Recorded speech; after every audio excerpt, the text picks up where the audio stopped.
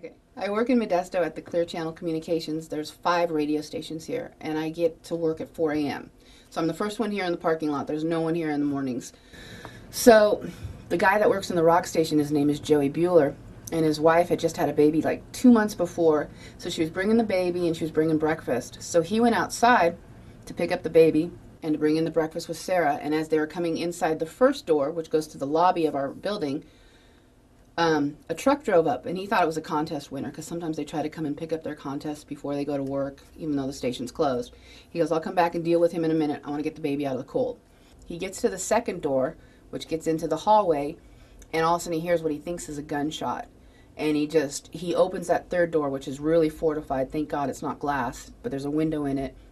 And he pushes Sarah, and he gets the baby in there, and they come to the first radio station, and he says, "Somebody just broke in. Please call 911. And then he comes to my station next, and he goes, "Kara, somebody just broke into the station." And I was like, "No problem. I had my taser." I just popped right up. It was like no big deal. It's like, I've been waiting for this. I've been trained. My fiance's an ex-police officer. He had given it to me for my birthday like 2 years before, and he's an ex-cop, and he's a firm believer in being prepared and just, but it, you know, because Pete had gotten it for me to protect myself, and I've never had to use it, but I was calm. I walked down the hallway. I took his cell phone. I don't even know what made me think to take the cell phone. He was talking to 911. I identified myself. I said, "I have a taser and I'm not afraid to use it." And the whole time I had the taser on with the little red dot.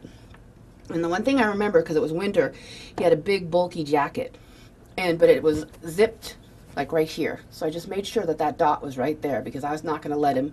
There was no way. There was no way. I'm not going to be a victim again. Never again. So I get a little emotional about that part, because I can't do that. He was walking back and forth, and he was so upset, and he was so just agitated. And Joey yells from down the hallway. He goes, "If he touches that button and opens that last door, we're in trouble."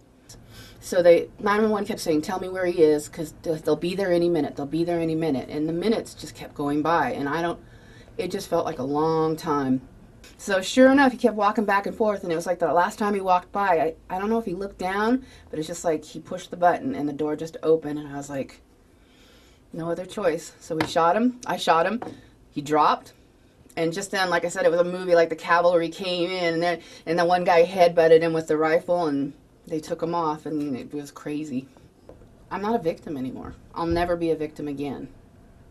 And that's the most important thing in my world.